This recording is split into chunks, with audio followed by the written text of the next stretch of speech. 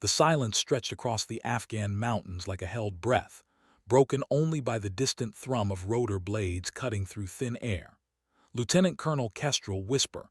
Vance pressed her eye to the scope, her finger hovering millimeters from the trigger of her custom Barrett M82A1. Through the crosshairs, three figures in ornate military dress moved across a balcony 2 kilometers away, an impossible shot by any conventional standard. Negative, whisper, crackled Commander Jake Torino's voice through her earpiece, his tone carrying the dismissive edge she'd grown accustomed to over 15 years of service. Winds gusting at 18 knots, targets at 2,100 meters, and you've got maybe a 3-second window before they move back inside. No one can make that shot. Kestrel's jaw tightened almost imperceptibly.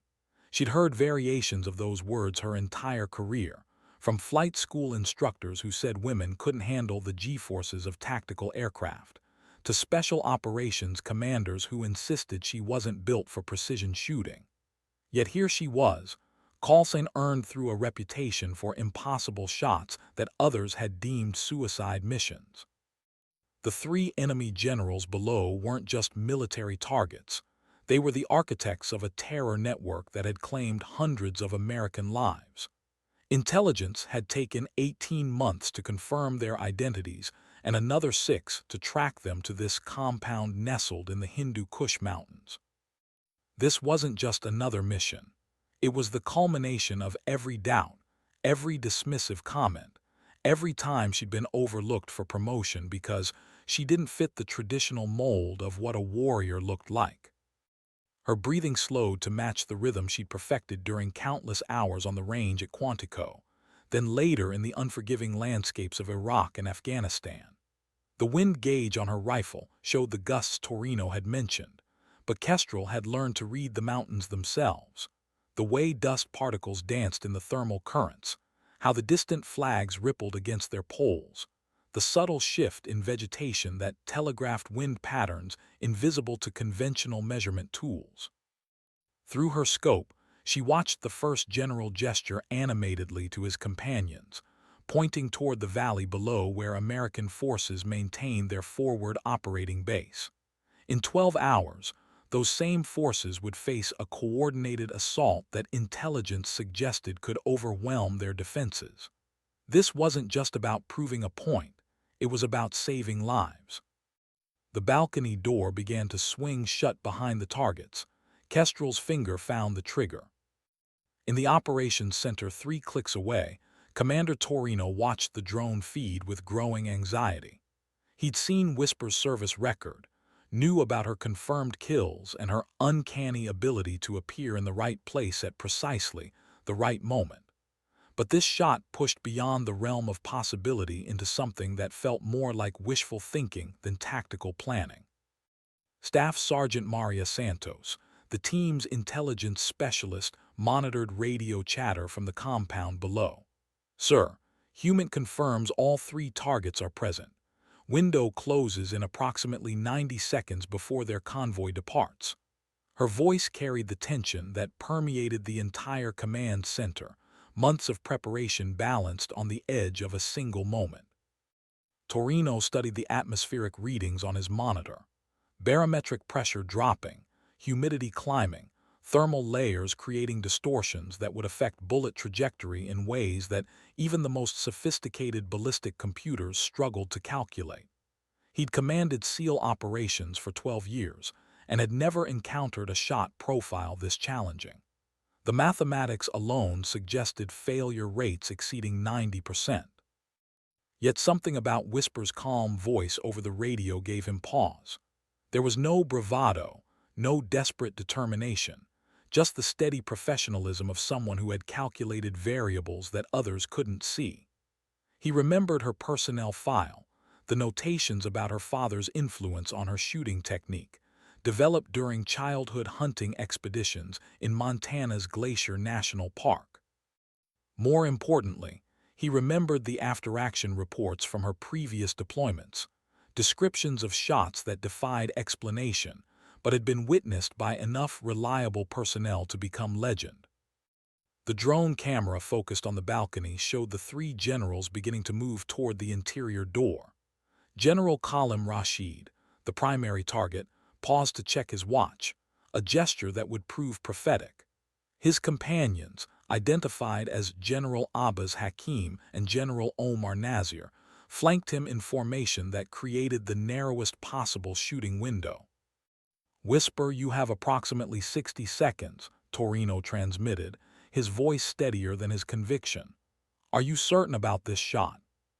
Her response came immediately, calm as morning mist over mountain peaks. "Commander, I've been certain about this shot my entire life." The words carried weight that transcended the immediate tactical situation. This wasn't just about three enemy generals or even the pending assault on American forces. This was about every moment of doubt, every questioning glance, every assumption that had followed her through a military career defined by proving herself repeatedly in environments designed to exclude her. Kestrel adjusted her position slightly, feeling the familiar embrace of the rifle stock against her shoulder. The Barrett M82A1 had become an extension of her body over countless missions, its weight and balance as familiar as her own heartbeat. She'd customized the weapon extensively, modifications that reflected not just technical expertise, but an intimate understanding of how minute adjustments could mean the difference between success and catastrophe. Through her scope, the thermal distortion created wavering images that would have confused less experienced shooters. But Kestrel had learned to read the dance of heated air like a musician reading sheet music. Each shimmer told her something about wind direction. Each ripple revealed temperature gradients that would affect her bullet's flight path over the 2-kilometer journey to the target. The first general, Rashid, stepped closer to the balcony's edge, his ornate uniform clearly visible through the crosshairs. Intelligence reports indicated he was responsible for coordinating attacks that had killed 47 American service members over the past 18 months. The second general, Hakim, commanded logistics networks that supplied weapons to terrorist cells across 3 provinces.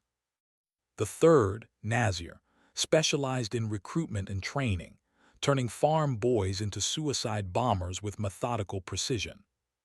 But Kestrel didn't think about their crimes in that moment. Personal motivation clouded judgment, and perfect shots required the kind of clarity that came from treating targets as mathematical problems rather than moral imperatives. Her father had taught her that during their first hunting expedition when she was 8 years old, tracking elk through Glacier National Park's challenging terrain. "Distance doesn't matter if you understand the fundamentals," he'd said, watching her struggle with a rifle almost too heavy for her small frame. "Breathing, stance, sight picture, trigger control, everything else is just variables you learn to calculate." 27 years later, those fundamentals had carried her through scenarios that would have broken most shooters. The variables had become exponentially more complex, but the principles remained unchanged. Wind shifted again, and Kestrel compensated with a micro-adjustment to her aim point. The movement was so subtle that even experienced observers would have missed it, but those tiny corrections represented the difference between legend and tragedy. Through her earpiece, she could hear the tension in the command center, voices discussing contingency plans and alternate approaches. But contingencies were for situations where failure remained possible. Kestrel had moved beyond possibility into certainty. Commander Torino watched the chronometer count down with growing unease. 30 seconds until the convoy's scheduled departure, and the drone feed showed increasing activity around the compound's motor pool. If Whisper missed this opportunity, it could be months before intelligence located the 3 generals again. Worse, the pending assault on American forces would proceed without disruption, potentially costing dozens of lives. He found himself questioning the decision to authorize such an extreme long-range engagement. Military doctrine emphasized calculated risks, but this shot pushed beyond calculation into territory that felt more like gambling than strategy. The atmospheric conditions alone created enough variables to challenge the most sophisticated ballistic computers, and they were asking one person to process those calculations in real time while maintaining the kind of precision that allowed no margin for error. Yet every instinct developed over 12 years of commanding special operations suggested that Whisper possessed capabilities that transcended normal human limitations. Her service record read like fiction, confirmed kills at ranges that other snipers considered impossible, target acquisition times that defied explanation, accuracy rates that statistical analysis deemed improbable. More importantly, personnel who had served with her spoke about her abilities with the kind of reverence usually reserved for natural phenomena. Staff Sergeant Santos monitored communications from the compound, her headphones crackling with intercepted radio traffic. "Commander, Human indicates the convoy is moving to departure positions. We're looking at a 15-second window before targets become unavailable." Torino's finger hovered over the abort command. Military protocol suggested calling off engagements when success probabilities dropped below acceptable thresholds. But he remembered reading Whisper's psychological evaluation, the assessment that described someone whose performance actually improved under impossible conditions. Some people thrived on pressure. Whisper seemed to require it. The drone camera showed General Rashid gesturing toward his companions, pointing in the direction of the convoy.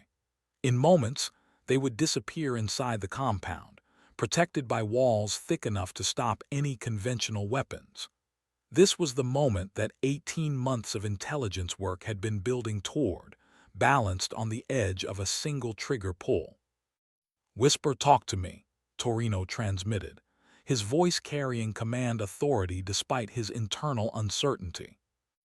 Her response came through crystal clear, carrying the kind of calm that preceded legendary moments.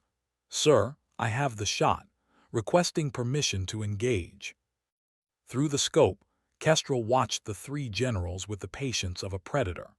Years of training had taught her to see beyond the immediate tactical situation, to understand targets as part of larger systems that could be disrupted through precision application of force. These weren't just three enemy commanders. They were critical nodes in a network that extended across multiple provinces and countless civilian lives. But personal investment remained a luxury she couldn't afford. Perfect shots required the kind of emotional detachment that treated human targets as mathematical problems, reducing complex moral situations to questions of windage and elevation. Her breathing settled into the rhythm that had become second nature, each exhale bringing her closer to the moment of absolute stillness that preceded the trigger pull. The wind gauge showed conditions stabilizing slightly, gusts dropping to 14 knots with more predictable patterns. Thermal imaging revealed the air density variations that would affect bullet trajectory, information that she processed intuitively rather than analytically. 27 years of shooting had taught her to trust calculations that happened below the level of conscious thought, the kind of muscle memory that bypassed hesitation. Through her earpiece, she could hear radio chatter from the command center, voices discussing abort protocols and contingency plans. But those conversations felt distant, irrelevant to the bubble of concentration that surrounded her position. The world had narrowed to encompass only the crosshairs, the targets, and the variables that connected them across 2 kilometers of mountain air. General Rashid raised his hand, apparently signaling to someone inside the compound. The gesture created the perfect shooting position, his torso fully exposed and stationary for what intelligence suggested would be less than 5 seconds. His companions flanked him in formation that created overlapping fields of fire, challenging for conventional engagements, but ideal for someone with Kestrel's capabilities. She adjusted her breathing rhythm, preparing for the sequence that would define not just this mission, but potentially her entire career. 3 shots, fired in rapid succession, each requiring instantaneous compensation for recoil and target movement. The mathematics involved pushed beyond human calculation into territory that demanded perfect integration of training, instinct, and circumstance. Her finger found the trigger, pressure building gradually toward the break point that would release forces beyond her control. In the command center, Commander Torino watched drone feeds with growing tension, aware that they were witnessing either the birth of legend or the confirmation of human limitations. The first shot broke with surgical precision, the Barrett's muzzle brake channeling blast pressure with mechanical efficiency. Kestrel's training took over immediately, muscle memory cycling the bolt and acquiring the second target while the first bullet traveled its 2-kilometer journey. The rifle's recoil felt familiar, comfortable, a reminder of thousands of hours spent perfecting techniques that other shooters considered impossible. Through the scope, she watched General Rashid's chest bloom crimson an instant before the sound of the shot reached the compound. His companions registered shock, confusion, then growing awareness that they were under attack from an impossible distance. General Hakim began moving toward cover while General Nazir reached for his sidearm, reactions that demonstrated tactical training but came seconds too late. The second shot fired before Hakim had moved 3 steps, Kestrel's calculations accounting for his direction and speed with the kind of precision that turned prediction into certainty. The bullet found its target with mechanical inevitability, center mass striking with enough force to drop the general instantly. 2 down, 1 remaining. General Nazir had reached cover behind a decorative pillar, but Kestrel had anticipated his movement pattern during the initial target assessment. Her third shot punched through the pillar's limestone construction as if it were paper, the .50 caliber round carrying enough energy to defeat cover that might have stopped smaller weapons. The general collapsed without ever understanding the nature of the threat that had eliminated his companions. 3 shots, fired in less than 8 seconds, eliminating targets at a range that military doctrine considered impossible. The compound erupted in chaos as security forces responded to threats they couldn't locate, searching for attackers who might be hiding among the nearby buildings. They would never think to look 2 kilometers away, where a single shooter had just redefined the possibilities of long-range engagement. In the command center, silence stretched for heartbeats that felt like hours. Staff Sergeant Santos stared at her monitoring equipment, watching thermal signatures that confirmed what seemed impossible. Commander Torino found himself speechless, aware that he just witnessed something that would be discussed in special operations circles for decades. "Whisper, confirm targets eliminated," he finally managed, his voice carrying disbelief despite the evidence displayed on multiple screens. "3 targets down," came her calm response, egressing to secondary position. Commander Torino stared at the drone feeds showing chaos erupting throughout the compound, security forces responding to an attack they couldn't comprehend. Intelligence estimates had suggested the 3 generals commanded approximately 1,500 fighters across multiple provinces, a network that would now fragment without coordinated leadership. The pending assault on American forces would likely collapse into confusion, as subordinate commanders struggled to implement plans they didn't fully understand.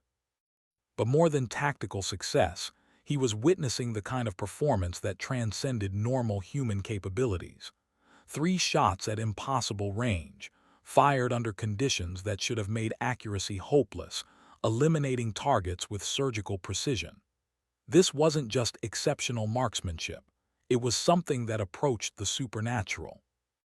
Staff Sergeant Santos pulled up ballistic analysis on her computer, feeding atmospheric data and target coordinates into software designed to calculate shot probabilities.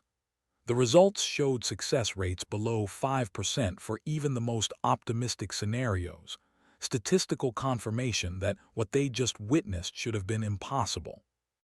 "Sir," she said quietly, her voice carrying the awe that permeated the entire command center, "according to every model we have, those shots shouldn't have been possible."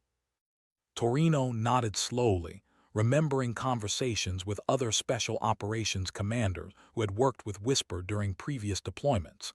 They described performances that seemed to defy physics, shooting demonstrations that left experienced personnel questioning their understanding of human limitations. He'd assumed those stories were exaggerated, the kind of legend building that often surrounded exceptional performers. Now he understood that the stories hadn't been exaggerated enough. The radio crackled as other team members confirmed target elimination and began coordinating extraction procedures. The compound below continued its chaotic response, security forces searching for attackers who had already disappeared into the mountain terrain. Within hours, news of the generals' deaths would spread through terrorist networks, creating the kind of psychological impact that extended far beyond the immediate tactical situation. But Torino found himself thinking about the broader implications of what he'd witnessed. Military doctrine would need revision, training protocols would require updating, and strategic planning would have to account for capabilities that had previously existed only in theoretical discussions. "Get me a direct line to SOCOM," he told Santos. "They need to hear about this immediately." Kestrel moved through the mountain terrain with the fluid efficiency of someone who had spent years learning to disappear.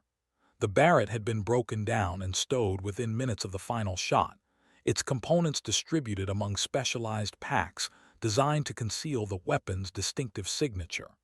Her ghillie suit blended with the rocky landscape, making her invisible to casual observation and difficult to spot even with thermal imaging. The extraction point lay 3 kilometers away, accessible through goat trails that wound among peaks too treacherous for conventional pursuit.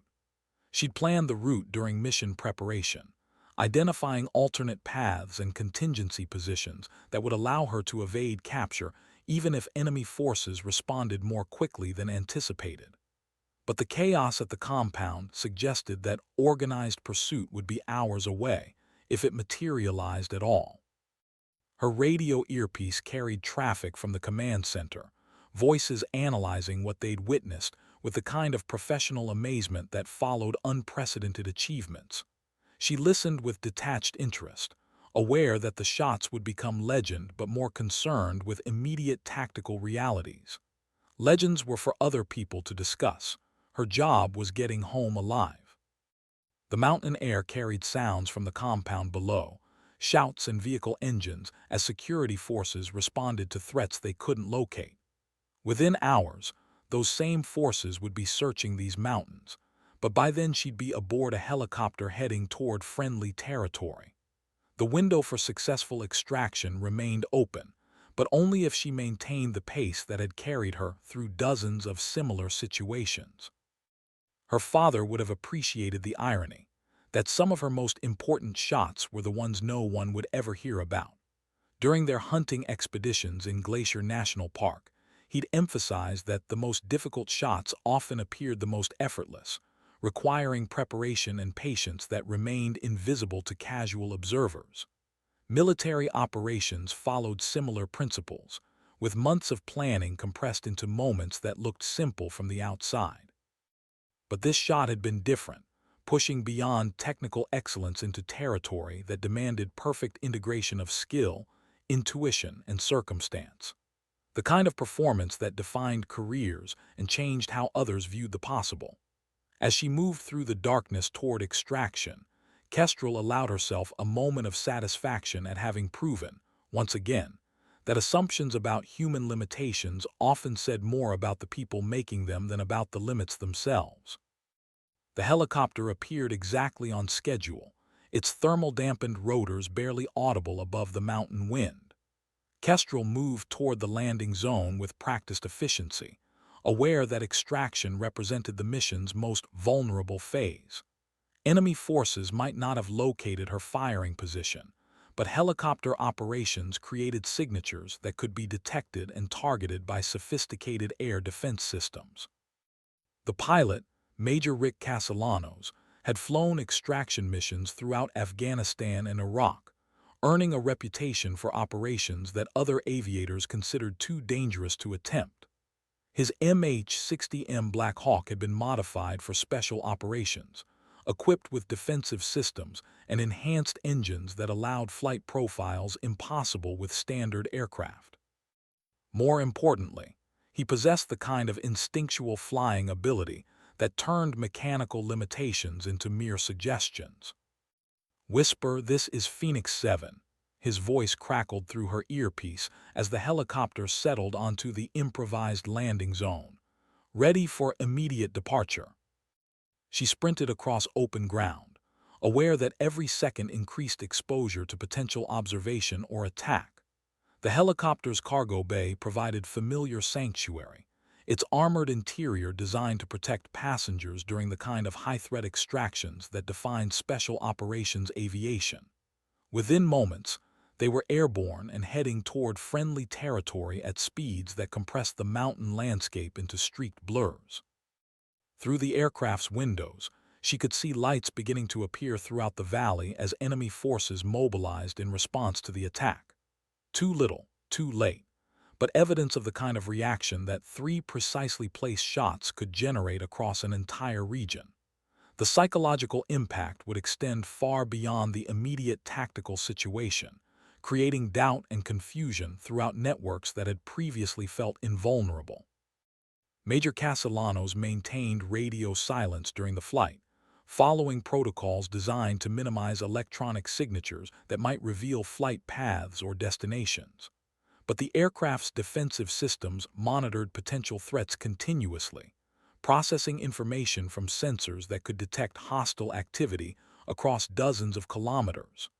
The mountains below remained quiet, suggesting that organized pursuit had not yet materialized. 30 minutes later, they touched down at Forward Operating Base Chapman, where intelligence personnel waited to begin the detailed debriefing that followed all special operations missions. But debriefings would come later. First, there were medical checks and equipment accountability, the mundane procedures that ensured special operations forces remained ready for their next assignment. As Kestrel walked across the helicopter landing zone, she caught sight of familiar faces among the personnel waiting to receive her. Word had apparently spread through the special operations community with the speed that accompanied exceptional achievements, drawing observers who wanted to witness history in person. But she felt no urge to celebrate or elaborate on what had occurred. Perfect shots spoke for themselves. The debriefing room at FOB Chapman felt sterile compared to the mountain terrain where Kestrel had spent the previous 12 hours, its fluorescent lighting creating harsh shadows that reminded her why she preferred operating in natural environments. Commander Torino sat across from her at a metal table, flanked by intelligence specialists whose questions would help transform tactical success into strategic understanding. "Walk me through the engagement sequence," Torino began, his voice carrying professional interest rather than the skepticism that had characterized their earlier radio communications. "Start with your assessment of atmospheric conditions." Kestrel nodded, organizing her thoughts around the technical details that would prove most useful for future operations. Wind was gusting between 14 and 18 knots from the northwest, with thermal layers creating density variations that required constant compensation. Barometric pressure was dropping, which affects bullet trajectory at extended range. She paused, aware that the mathematical principles behind her shots were less important than the instinctual calculations that had made them possible. But the fundamentals remained consistent: breathing, stance, sight picture, trigger control. Everything else was just variables to be managed. Staff Sergeant Santos entered atmospheric data into her computer, creating ballistic models that would help quantify what they'd witnessed. The results showed probability matrices that confirmed the mathematical improbability of success, statistical evidence that exceptional performance often transcended rational analysis. The timing window was approximately 4 seconds, Kestrel continued. 3 targets in formation that created overlapping fields of fire, requiring rapid target acquisition between shots while compensating for recoil and movement patterns. Commander Taurine leaned forward, his expression reflecting the kind of professional fascination that followed unprecedented achievements. How did you calculate trajectory compensation for 3 different targets at that range? I didn't calculate, she replied simply. Calculation takes too long. You develop instincts through training, then trust those instincts when calculation becomes impossible. The answer carried implications that extended beyond individual marksmanship into questions about human performance under extreme conditions. Military training programs assumed that complex tasks required conscious analysis and decision-making, but exceptional performance often demanded the kind of unconscious competence that bypassed rational thought entirely. Intelligence reports over the following days confirmed the broader impact of the operation, with terrorist networks throughout the region struggling to maintain coordination without their senior leadership. The psychological effect proved as significant as the tactical outcome, creating doubt about security and vulnerability that would influence enemy behavior for months. 2 weeks later, Kestrel found herself standing before a different kind of audience in a Pentagon briefing room, facing senior officers whose questions focused less on tactical details than on strategic implications. The shots had generated interest at the highest levels of military command, sparking discussions about doctrine revision and capability development that could influence special operations for decades.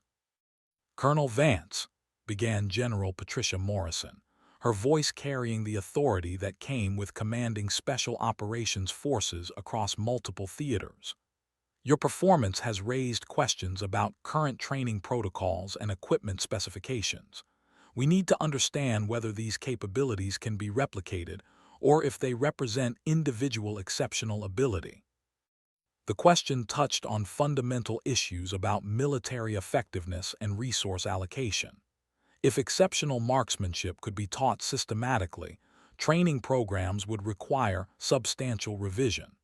If it represented individual talent that couldn't be replicated, strategic planning would need to account for the rarity of such capabilities. "General, exceptional performance requires both natural ability and extensive training," Kestrel replied carefully.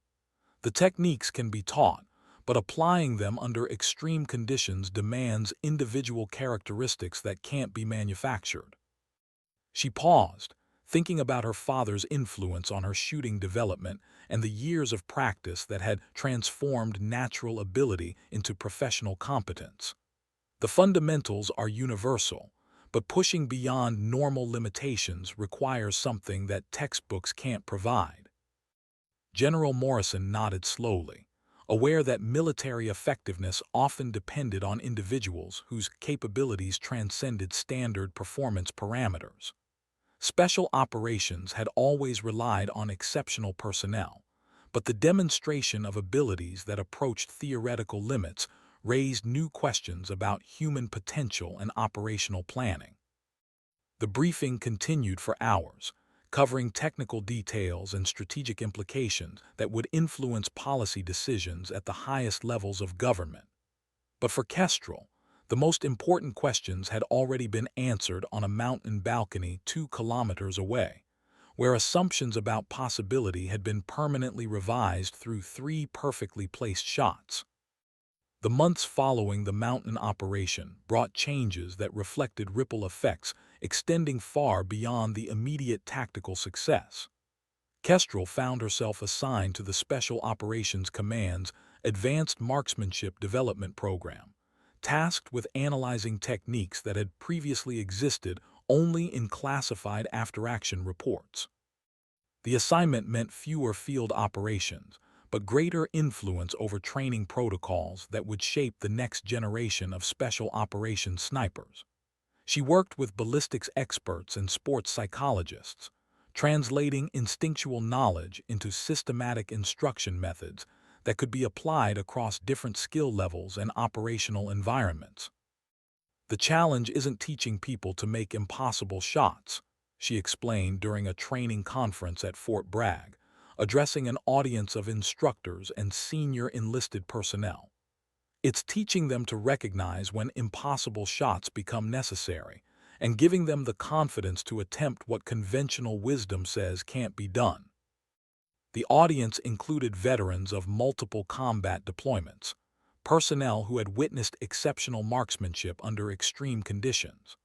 But even experienced professionals found themselves reconsidering assumptions about human limitations when confronted with documented evidence of performance that transcended normal parameters.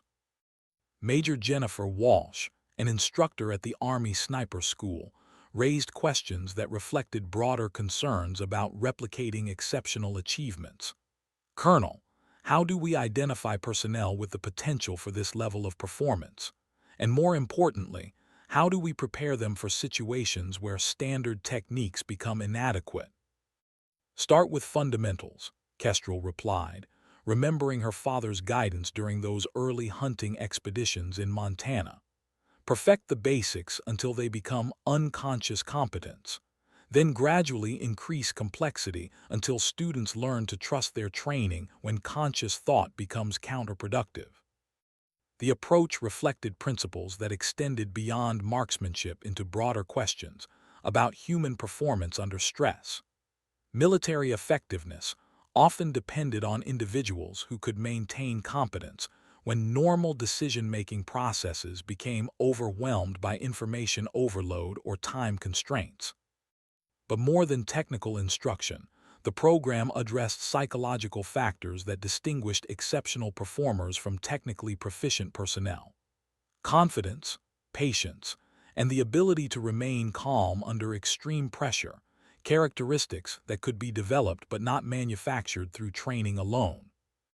6 months after the mountain operation, intelligence reports confirmed the long-term strategic impact of eliminating the 3 enemy generals. Terrorist networks throughout the region had fragmented into smaller, less coordinated groups that posed reduced threats to American forces and civilian populations. The psychological effect of demonstrating capabilities that enemies had considered impossible created doubt and paranoia that continued to influence their operational planning. But for Kestrel, the most meaningful recognition came from an unexpected source, a letter from the daughter of a soldier whose life had been saved when the planned assault on his forward operating base had been disrupted by the elimination of its planners. "You probably don't remember my dad," the letter began, "but he was at Fob Shank when intelligence said it was going to be attacked. The attack never came because of something you did in the mountains. I wanted to thank you for bringing my dad home." She read the letter in her Pentagon office, surrounded by commendations and technical manuals that documented a career spent pushing beyond conventional limitations. But the simple gratitude from someone she'd never met reminded her that exceptional performance ultimately mattered because it protected people who couldn't protect themselves. The story of 3 impossible shots had become legend within special operations circles, discussed in tactical conferences, and analyzed in professional journals. But legends were for other people to tell. Her responsibility was ensuring that future generations would be prepared to make their own impossible shots when circumstances demanded nothing less than perfection. Years later, when military historians analyzed the operation's broader significance, they would focus on technical details and strategic implications that changed special operations doctrine. But they would miss the most important lesson, that human potential often exceeds human assumptions, and exceptional performance requires the courage to attempt what conventional wisdom considers impossible. The afternoon sun cast long shadows across the memorial garden at Arlington National Cemetery, where Kestrel stood before a wall bearing the names of special operations personnel who had made the ultimate sacrifice in service of their country. Among those names were soldiers whose lives had been saved by 3 shots fired from an impossible distance, their survival a testament to the ripple effects of exceptional performance under extreme conditions. She wore civilian clothes now, her military career having concluded with honors that reflected achievements spanning 2 decades of service in the world's most challenging environments.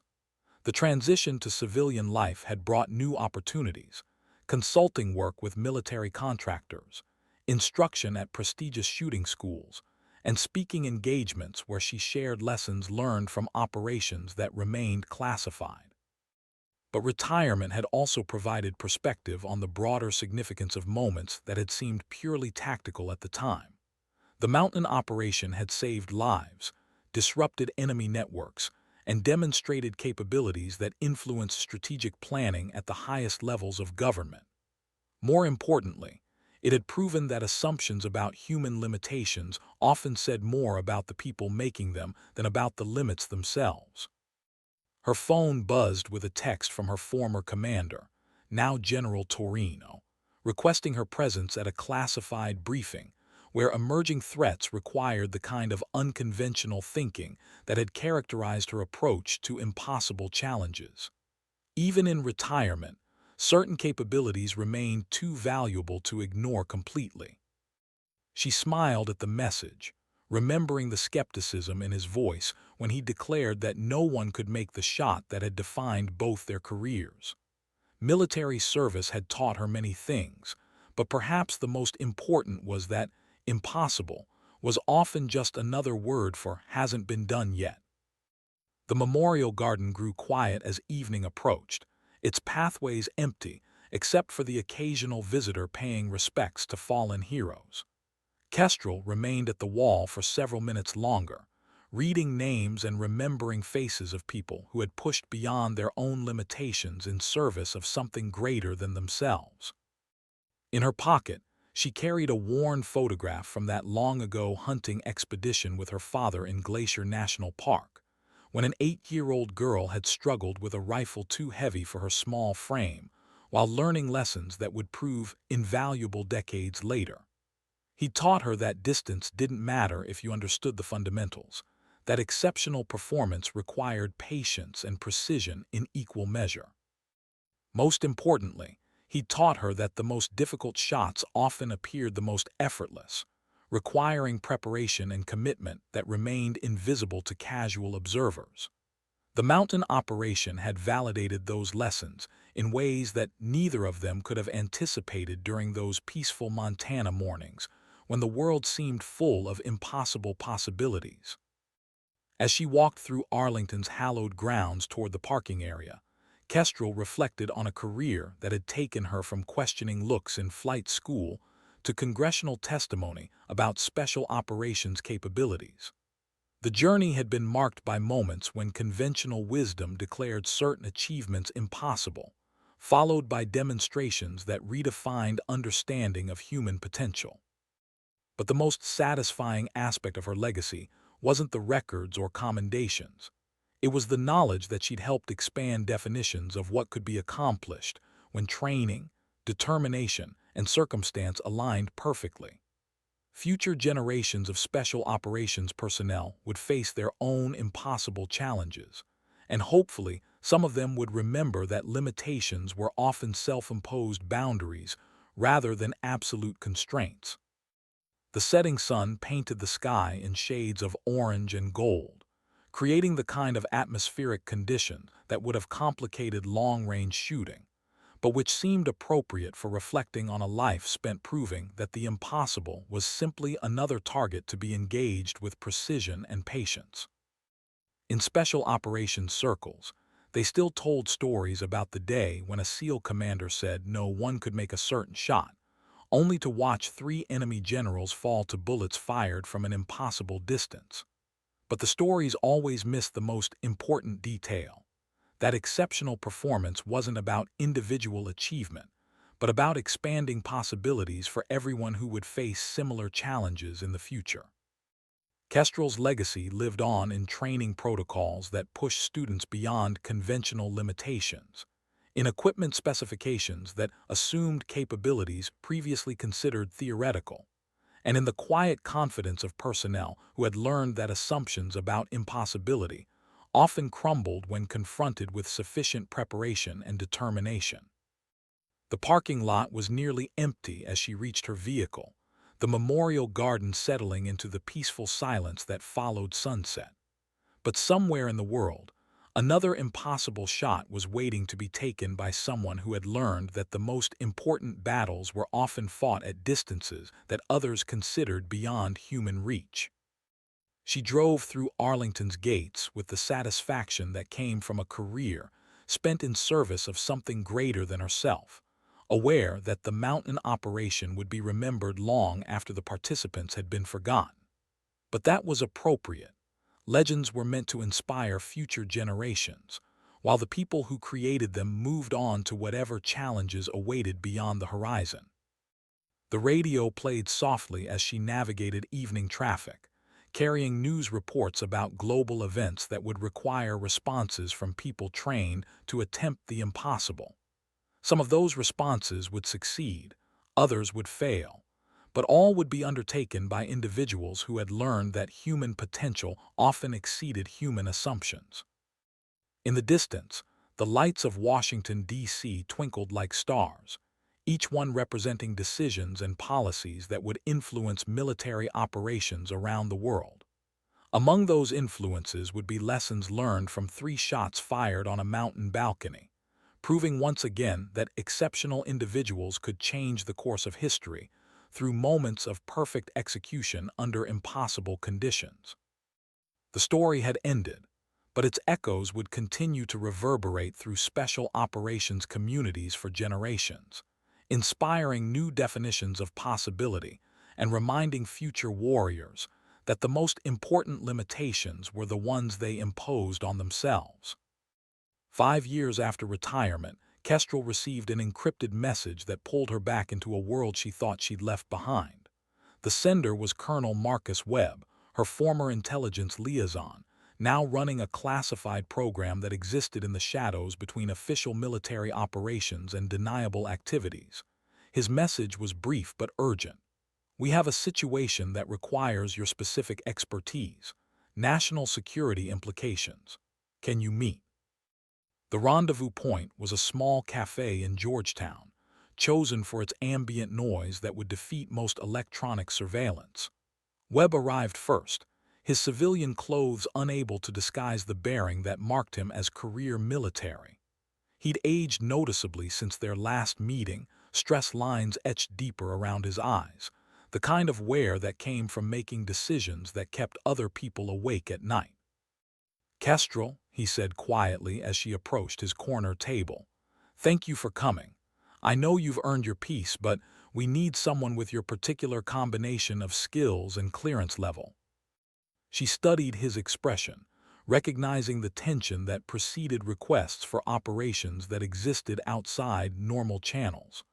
What kind of situation requires pulling a retired officer back into active consultation? Webb slid a tablet across the table, its screen showing satellite imagery of a compound nestled in the mountains along the Pakistan-Afghanistan border. 3 weeks ago, intelligence identified this location as the headquarters for a new terrorist organization calling itself the Crimson Blade. They're different from previous groups, better funded, more sophisticated, and they've acquired weapons that shouldn't exist outside of state-sponsored programs. The imagery revealed construction that seemed designed to defeat conventional assault tactics, with overlapping fields of fire and defensive positions that would require significant casualties to overcome through direct attack. More concerning were the vehicle signatures that suggested surface-to-air missile systems capable of engaging aircraft at extended ranges. "What makes this our problem rather than a conventional military operation?" Kestrel asked, though she suspected she already knew the answer. "Their leader calls himself the Ghost of the Mountains," Webb replied grimly. "Real name unknown, background classified beyond my clearance level, but he's been sending messages to intelligence services worldwide, claiming responsibility for attacks that haven't happened yet and demonstrating knowledge of classified operations that should be impossible to obtain." He paused, allowing her to process implications that extended far beyond a single terrorist organization. "Last week, he sent a video message specifically mentioning your mountain operation from 5 years ago. He knows details that were never included in official reports, information that suggests either a significant intelligence breach or something worse. Kestrel felt the familiar tension that preceded complex operations, her mind automatically analyzing tactical challenges while assessing personal risk factors. Retirement had provided distance from the adrenaline-fueled decision-making that characterized special operations, but it hadn't eliminated the instinctual responses that had kept her alive through dozens of dangerous missions. "What's he demanding?" she asked, though terrorist demands rarely reflected their actual objectives. "That's where this gets interesting," Webb replied, his voice dropping even lower. "He's not making traditional demands for prisoner releases or political concessions. Instead, he's challenging the international special operations community to what he calls a demonstration of ultimate precision. He wants a single-shot engagement at maximum range, winner takes all." The proposal carried implications that extended far beyond individual marksmanship into questions about national credibility and strategic deterrence. If the United States declined the challenge, it would suggest limitations in special operations capabilities. If they accepted and failed, it could embolden terrorist organizations worldwide while demonstrating vulnerabilities in America's most elite forces. "And if we ignore him entirely?" Kestrel asked, though she already understood why that wasn't an option. "He's promised to detonate devices in 3 major American cities if no one accepts his challenge within 30 days, Webb replied quietly. "Intelligence suggests he has the capability to follow through on the threat." The ultimatum transformed an unusual proposal into a national security crisis that required response regardless of personal preferences or risk assessments. Somewhere in those mountains, a terrorist leader was counting on American reluctance to engage in what appeared to be a deadly game, unaware that his challenge had just awakened capabilities he didn't fully understand. Kestrel studied the satellite imagery more carefully, noting terrain features and atmospheric conditions that would influence long-range engagement planning. The compound's location presented unique challenges, but also opportunities for someone with her particular expertise. After a moment, she looked up at Webb with the kind of calm expression that had preceded legendary moments throughout her career. "When do we leave?" The flight to Bagram Air Base took 18 hours, with stops in Germany and Qatar that allowed for equipment loading and mission briefing updates. Kestrel found herself working with personnel she'd never met but whose reputations preceded them, specialists in communications intercept, satellite reconnaissance, and tactical insertion, who represented the best capabilities that America's intelligence community could provide. Captain Sarah Chen, a communications specialist with the Army's Intelligence and Security Command, briefed her on the electronic signatures emanating from the target compound. "We're seeing encryption protocols that suggest state-level support, possibly Chinese or Russian in origin. But there are also anomalies that don't match any known patterns." The anomalies included transmission schedules that seemed designed to avoid satellite coverage windows and frequency selections, that suggested intimate knowledge of American intelligence-gathering capabilities. Either the Ghost possessed access to classified information about surveillance systems, or he'd received training from someone who did. Master Sergeant Tim Rodriguez, the team's insertion specialist, outlined approach routes that would minimize exposure to detection while maintaining tactical flexibility. Terrain analysis suggests 3 viable positions for extreme long-range engagement, but each presents unique challenges in terms of atmospheric conditions and escape routes. The mountain environment created temperature inversions and wind patterns that would complicate ballistic calculations beyond what even sophisticated computer models could predict accurately. Success would require the kind of instinctual understanding that came from years of experience in similar conditions, combined with equipment modified to perform beyond standard specifications. But more than technical challenges, The mission presented psychological complexities that extended beyond normal special operations parameters. The Ghost had specifically requested this engagement, suggesting either supreme confidence in his own capabilities or knowledge of factors that hadn't yet been revealed to American forces. "What do we know about his background?" Kestrel asked during the final briefing session before insertion. Colonel Webb consulted classified files that had arrived via encrypted channels during their flight. Intelligence suggests he's a former military sniper, possibly trained by Soviet programs during the Afghan conflict in the 1980s. But there are gaps in his service record that indicate periods when he disappeared from official documentation entirely. The missing years could represent training with non-state organizations, private military contractors, or intelligence services that preferred to maintain deniability regarding their instructional programs. Regardless of his specific background, his demonstrated knowledge of classified American operations suggested capabilities that extended beyond conventional military training. Dr. Lisa Martinez, a ballistics expert from the Army Research Laboratory, had accompanied the team to provide real-time computational support for extreme-range engagements. "We've modified your Barrett with experimental ammunition designed for extended-range precision. The rounds incorporate guidance systems that can make minute course corrections during flight, but they still require perfect initial trajectory calculations." The guided ammunition represented technology that pushed beyond current battlefield applications into experimental territory, normally reserved for research facilities. Using such equipment in operational conditions carried risks that extended beyond mission success into broader questions about technological security and operational exposure. As their aircraft began its final approach to Bagram, Kestrel found herself contemplating the evolution of warfare that had brought her to this moment.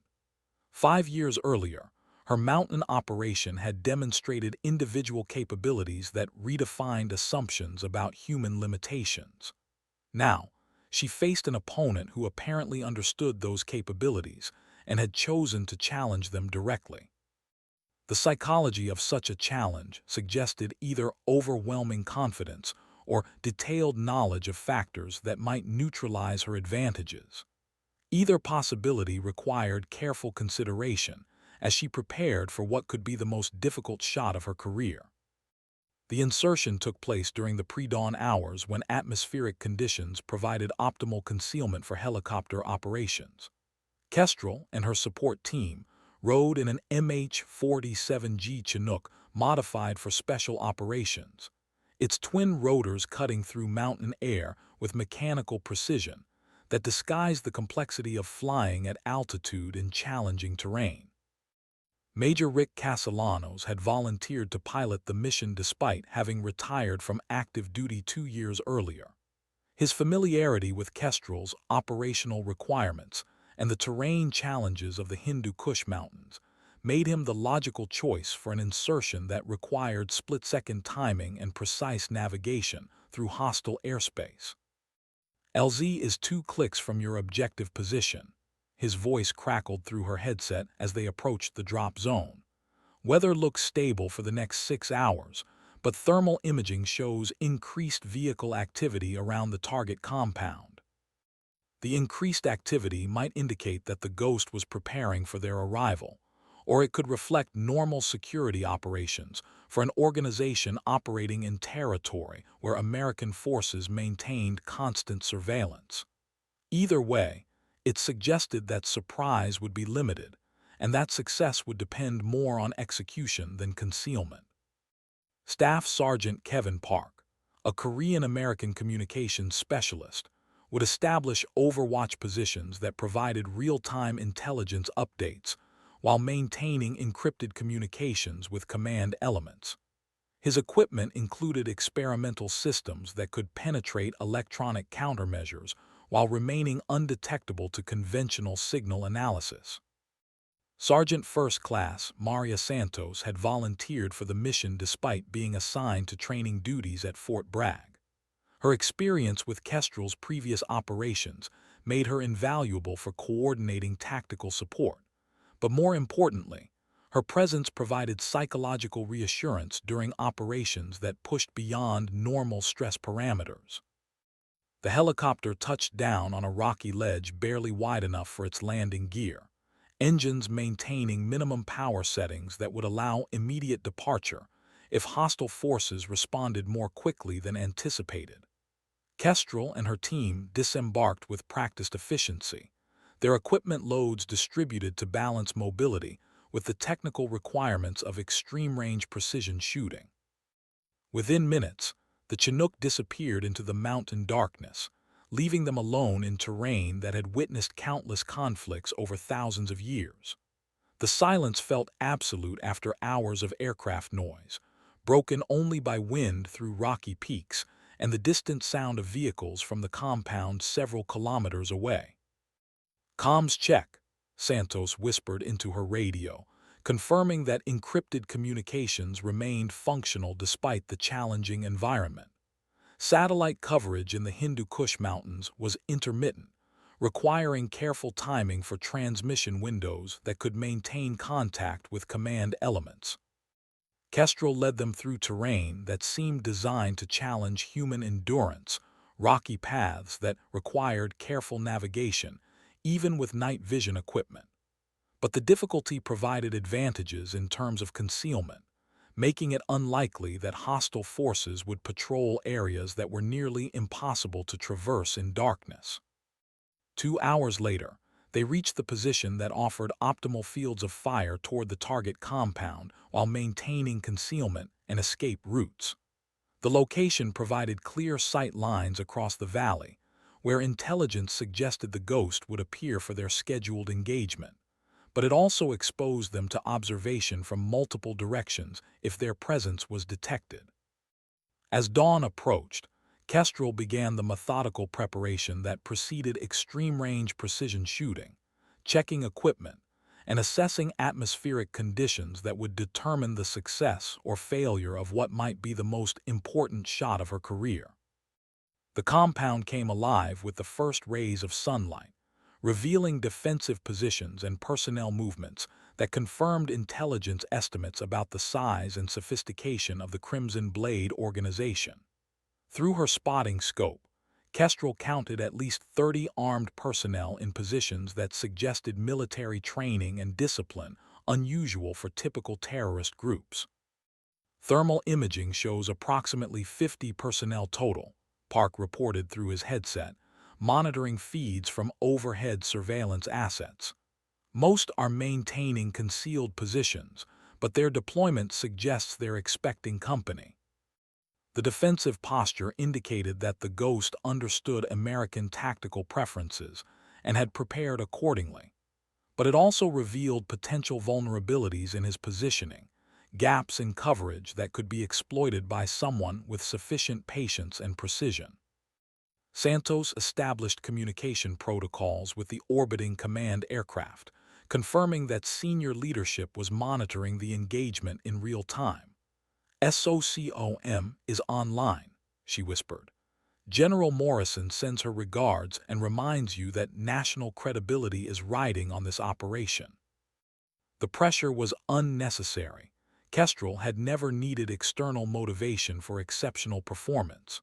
But the reminder emphasized that this engagement extended beyond personal challenge into broader questions about American capabilities and resolve in the face of unconventional threats. Dr. Martinez activated the ballistic computer system that would provide real-time atmospheric analysis and trajectory calculations. Wind is steady at 12 knots from the northwest, temperature inversion creating density variations at the target distance. Computer models suggest optimal firing window opens in approximately 90 minutes. But computer models assumed standard engagement parameters, and nothing about this situation fit conventional tactical doctrine. The Ghost had specifically requested this confrontation, suggesting confidence in his own capabilities that might be based on advantages not yet apparent to American forces. Through her scope, Kestrel watched for movement patterns that would reveal the location where their opponent planned to make his appearance. Intelligence suggested he would present himself at precisely noon local time, creating a psychological challenge that emphasized the ceremonial nature of their confrontation. The morning passed with mechanical precision, as each team member performed specialized functions that would contribute to mission success. But beneath the technical preparation lay awareness that they were participating in something unprecedented, a formal challenge between representatives of opposing forces that recalled medieval concepts of single combat rather than modern warfare. At 11:30 hours, a figure appeared on the compound's highest balcony, wearing clothing that distinguished him from other personnel while remaining far enough away to challenge conventional identification methods. The ghost had arrived for their appointment with destiny. The figure on the balcony moved with the confidence of someone accustomed to being the most dangerous person in any room, his posture suggesting military training, but lacking the rigid bearing that characterized active-duty personnel. Through her scope, Kestrel could see that he carried a rifle similar to her own Barrett M82A1, but modified in ways that suggested access to equipment normally restricted to state military forces. "Target identified," she reported quietly, her voice carrying the calm professionalism that preceded legendary moments. "Range is 2,300 meters. Conditions are stable." The distance exceeded her previous record by 200 meters, pushing into territory that few snipers had ever attempted under operational conditions. But the fundamentals remained unchanged: breathing, stance, sight picture, trigger control. Everything else was simply variables to be managed through training and instinct. Dr. Martinez monitored atmospheric conditions that would influence bullet trajectory over the extended flight time required to reach the target. Humidity is rising, which will affect air density. Temperature differential between your position and the target creates thermal layers that could deflect your round by several inches. The computational challenges exceeded what conventional ballistic software could calculate accurately, requiring the kind of intuitive understanding that came from thousands of hours spent learning to read environmental conditions that remained invisible to casual observation. This was where science gave way to art, where mathematical precision merged with instinctual knowledge.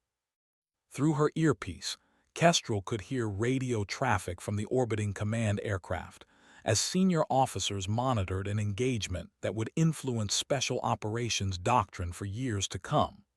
But their voices seemed distant, irrelevant to the bubble of concentration that surrounded her position. The ghost raised his own rifle, apparently preparing for simultaneous shots that would create a lethal contest between representatives of opposing philosophies. His positioning suggested supreme confidence in his own capabilities, but it also revealed tactical preferences that provided insight into his training and experience. "He's using a modified Che TAC M200, Santos observed through her spotting scope, identifying equipment that indicated access to precision weapons normally restricted to military special operations. Effective range exceeds standard Barrett configurations, but requires different ballistic calculations." The weapon identification provided crucial information about their opponent's capabilities, while raising questions about how a terrorist organization had acquired equipment that suggested state-level support or training. Either way, it confirmed that this engagement would test the absolute limits of both participants' abilities. Kestrel adjusted her breathing pattern, settling into the rhythm that had become second nature during countless training sessions and operational deployments. The world narrowed to encompass only the crosshairs, the target, and the variables that connected them across 2,300 meters of mountain air. At exactly 1200 hours local time, the ghost raised his rifle to firing position, creating the moment that both participants had been preparing for since the challenge was first issued. Two snipers, separated by distance and ideology, about to engage in single combat that would determine outcomes extending far beyond their personal survival. Kestrel's finger found the trigger, pressure building gradually toward the break point that would release forces beyond anyone's control. The shot broke with mechanical precision, the Barrett's recoil absorbed by techniques perfected through years of extreme-range engagements. But even as her bullet began its journey across 2,300 meters of mountain air, Kestrel was already processing the visual and auditory cues that indicated her opponent had fired simultaneously. Two bullets, launched from opposing positions, traced ballistic arcs that would intersect their intended targets within milliseconds of each other. The mathematics involved pushed beyond human calculation into territory where instinct and training merged with circumstance and luck to determine outcomes that would influence far more than individual survival. Through her scope, she watched her bullet's impact create the distinctive signature of a precision hit, center mass striking with enough force to eliminate any target regardless of protective equipment. But peripheral vision caught movement that suggested her opponent's round was also tracking toward its intended destination with lethal accuracy. The world compressed into slow motion as competing projectiles completed their respective journeys, each representing months of preparation and decades of training, focused into moments that would determine not just personal outcomes, but broader questions about national capabilities and international credibility. Santos, monitoring through her spotting scope, confirmed what Kestrel had observed through her own optics. "Target down, clean hit," she reported with professional calm that masked the significance of what they'd just witnessed. But her follow-up observation carried implications that changed everything. "Incoming round impacted approximately 6 inches left of your position." 6 inches represented the margin between legend and tragedy, the difference between exceptional performance and catastrophic failure. In the unforgiving mathematics of extreme-range precision shooting, such margins reflected the countless variables that influenced bullet trajectory over extended distances: wind patterns, air density, temperature gradients, and the microscopic imperfections that characterized even the most sophisticated weapon systems. But more than ballistic analysis, the near miss suggested that their opponent had possessed capabilities that matched or potentially exceeded her own. The ghost shot had come within inches of eliminating America's most capable long-range precision shooter, demonstrating abilities that raised disturbing questions about his training, equipment, and knowledge of classified American capabilities. "Immediate egress," Kestrel ordered, aware that their position had been compromised by muzzle flash and that hostile forces would be responding with everything available. The successful engagement meant nothing if they couldn't extract safely, and the compound below was already showing signs of organized reaction. Park monitored communications intercepts that revealed the kind of coordinated response that confirmed military-level training and equipment. Multiple vehicles mobilizing from concealed positions, estimated arrival at our location in 20 minutes, air assets launching from unknown positions. The revelation of air assets suggested capabilities that intelligence had not detected during mission planning, raising immediate questions about the sophistication and support structure of the Crimson Blade organization. Terrorist groups didn't normally possess aviation resources, which meant either state sponsorship or access to equipment through channels that remained unknown to American intelligence. Dr. Martinez began emergency destruction of the experimental ammunition and ballistic computer systems, ensuring that advanced American technology wouldn't fall into hostile hands regardless of extraction outcomes. "Equipment secure," she reported as thermite charges reduced sensitive materials to slag that would provide no useful intelligence.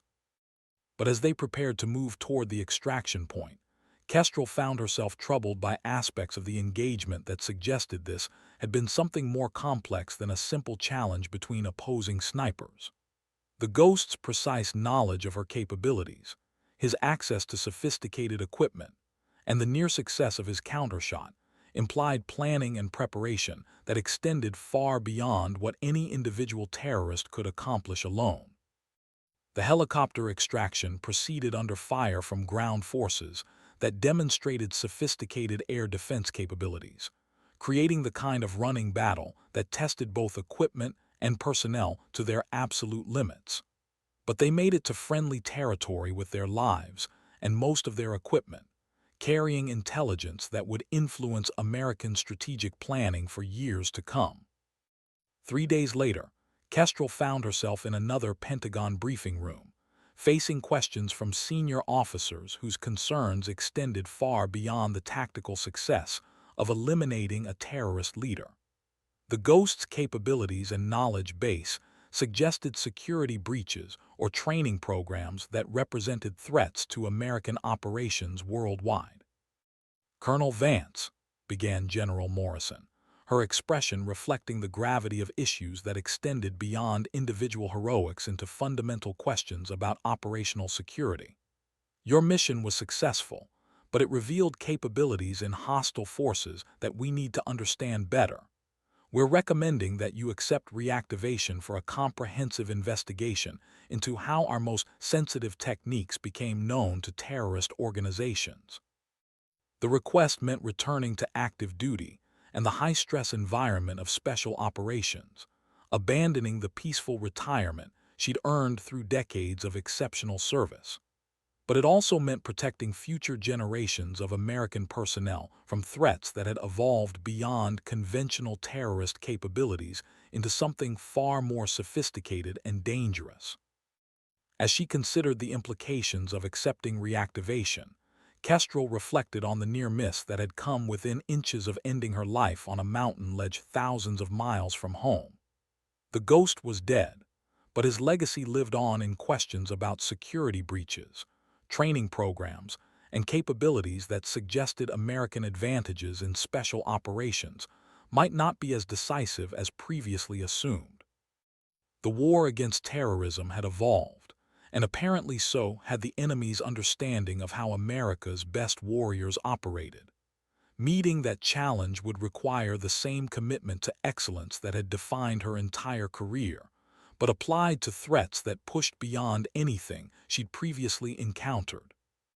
After a long moment of consideration, she looked up at General Morrison with the kind of steady gaze that had preceded every important decision in her military career. "When do I report for duty?" 6 weeks later, Colonel Kestrel Vance stood in a nondescript office building in Langley, Virginia, her new assignment existing in the gray area between military operations and intelligence activities. The Joint Special Operations Task Force Alpha represented a collaboration between the Pentagon and CIA that had been hastily assembled in response to the security implications revealed during her encounter with the Ghost. Her new team included personnel whose backgrounds spanned multiple agencies and disciplines, united by security clearances that granted access to information compartmentalized beyond normal special operations parameters. The investigation had already revealed disturbing patterns in terrorist capabilities that suggested systematic penetration of American training programs and equipment specifications. Commander Jake Torine had accepted transfer from SEAL Team 6 to serve as her deputy commander, bringing operational experience that complemented her precision shooting expertise. Their previous skepticism to respect dynamic had evolved into mutual professional regard built on shared experiences that few others could understand. "The preliminary investigation results are troubling," he reported during their first classified briefing, his expression reflecting concerns that extended beyond tactical considerations into strategic vulnerabilities. "We've identified at least 12 instances over the past 3 years where terrorist organizations demonstrated knowledge of classified American techniques or equipment specifications. The pattern suggested either a systematic intelligence breach or training programs that had been compromised at fundamental levels. Either possibility represented threats to American special operations that could neutralize decades of tactical advantages developed through extensive research and combat experience. Dr. Patricia Kim, a forensic intelligence analyst from the Defense Intelligence Agency, presented findings that connected the Ghost's capabilities to a broader network of individuals who had demonstrated similar knowledge of classified American operations. Ballistic analysis of his weapon modifications shows manufacturing techniques consistent with Eastern European arms programs, specifically those developed during Soviet occupation of Afghanistan. The connection raised questions about whether the Ghost's training had occurred during the 1980s conflict or through more recent contact with personnel who retained knowledge of those programs. Either way, it suggested access to institutional knowledge that should have been eliminated when the Soviet Union collapsed. But more concerning were communication intercepts from the Crimson Blade compound that revealed coordination with other organizations across multiple continents. The Ghost hadn't been an isolated terrorist leader, but rather a node in a network that spanned from Afghanistan to Eastern Europe to locations that remained unidentified. Agent Sarah Chen, on loan from the FBI's Counterterrorism Division, had spent weeks analyzing financial transactions that connected the Crimson Blade organization to funding sources that included legitimate businesses and charitable organizations. The money trail suggests state-level support, but routed through intermediaries that obscure the original sources. The sophisticated financial structure indicated capabilities that exceeded typical terrorist funding mechanisms, suggesting either intelligence service involvement or access to expertise normally reserved for legitimate international organizations. Tracking such networks required resources and legal authorities that spanned multiple government agencies. Kestrel studied personnel files for individuals who had trained at American Special Operations schools during periods when the Ghost might have gained access to classified techniques. The list included foreign military personnel who had attended courses at Fort Bragg and other facilities, many of whom had returned to countries that later experienced political upheaval. We need to assume that everything we've taught to Allied personnel over the past 2 decades has been compromised, she concluded during a planning session that included representatives from multiple intelligence agencies. Our tactical advantages depend on techniques that may no longer provide the element of surprise. The assessment required fundamental revision of special operations doctrine and training programs, changes that would influence American military capabilities for decades to come. But more immediately, it meant that future operations would face opponents who understood American methods and had prepared countermeasures accordingly. Commander Torino outlined preliminary findings from interviews with personnel who had served as instructors at various special operations training facilities.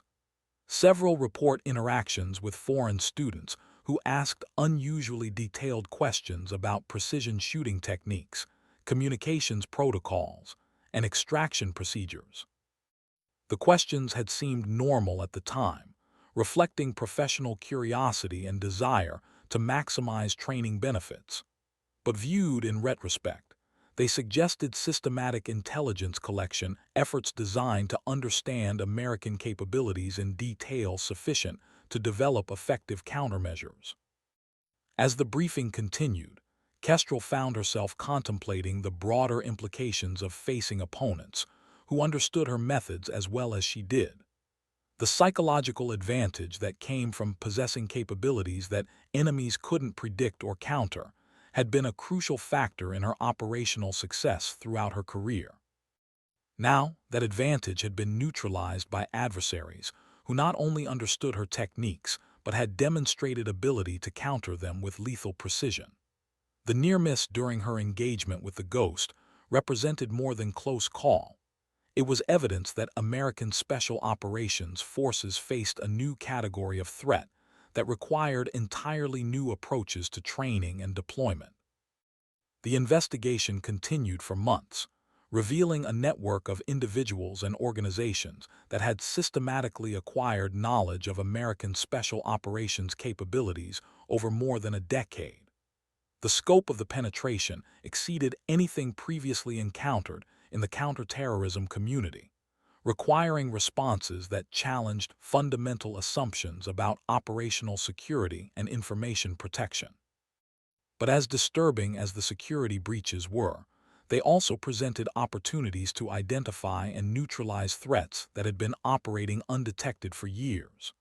The network that had produced the Ghost included other individuals with similar capabilities, and tracking them would require the kind of patient, methodical investigation that combined intelligence analysis with direct action operations. Task Force Alpha's mission expanded beyond investigation into active operations designed to eliminate threats while gathering intelligence about the full scope of the network. Kestrel found herself planning missions that would take her back into the field, facing opponents who knew exactly what she was capable of and had prepared accordingly. The first target was identified through financial analysis that connected Crimson Blade funding to a training facility in the mountains of Georgia, where former Soviet military instructors were reportedly providing advanced marksmanship training to paying customers who asked no questions about their students' backgrounds or intentions. Intelligence suggested that the facility had trained at least 20 individuals over the past 5 years, many of whom had disappeared after completing their courses, and subsequently appeared in conflict zones where American forces had encountered unexpectedly sophisticated opposition. The pattern suggested a systematic program to develop capabilities that could counter American special operations advantages. The facility operated under the cover of a legitimate hunting and outdoor recreation business, providing plausible explanations for the presence of precision shooting equipment and students who traveled from multiple countries to receive instruction. But surveillance revealed training activities that exceeded anything required for hunting or recreational shooting. Satellite imagery shows targets at ranges exceeding 1,500 meters, reported Captain Lisa Rodriguez, the task force's intelligence officer. These aren't hunting exercises. They're precision shooting courses designed to engage human targets at extended range. The courses apparently included instruction in American tactical procedures, communications protocols, and equipment specifications that should have been classified. Either the instructors possessed access to information they weren't authorized to share, or they had developed their knowledge through contact with individuals who had been properly cleared, but had subsequently shared classified information. Planning for the facility's neutralization required balancing the need for intelligence collection with operational security considerations that prevented the network from realizing it was under investigation. If the operation was conducted incorrectly, other nodes in the network would disappear before they could be identified and eliminated. Kestrel worked with her team to develop an approach that would appear to be an unrelated law enforcement action, providing cover for intelligence collection, while ensuring that network members didn't realize they were facing a systematic counterintelligence operation. The mission would require coordination between military special operations and civilian law enforcement that tested jurisdictional boundaries and legal authorities. But more than bureaucratic challenges, the operation would require confronting opponents who possessed detailed knowledge of her capabilities and had spent years preparing to counter them. The psychological pressure of facing enemies who understood her methods created stress factors that exceeded anything she'd encountered during conventional special operations deployments.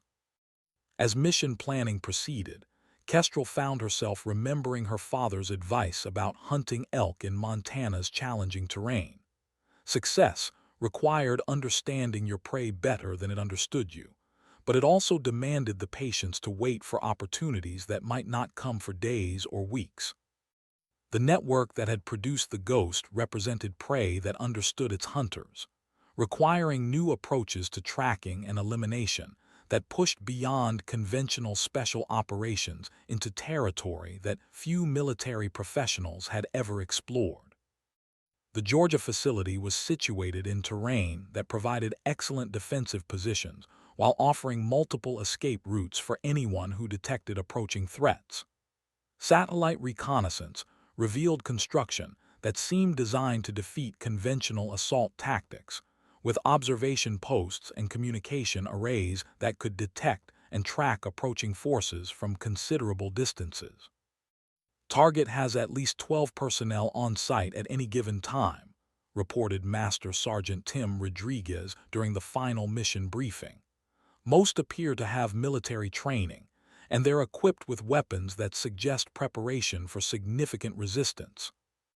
The defensive preparations indicated that facility operators understood they might face law enforcement or military action, suggesting either guilty knowledge of illegal activities or experience with hostile environments that had taught them to maintain constant security awareness.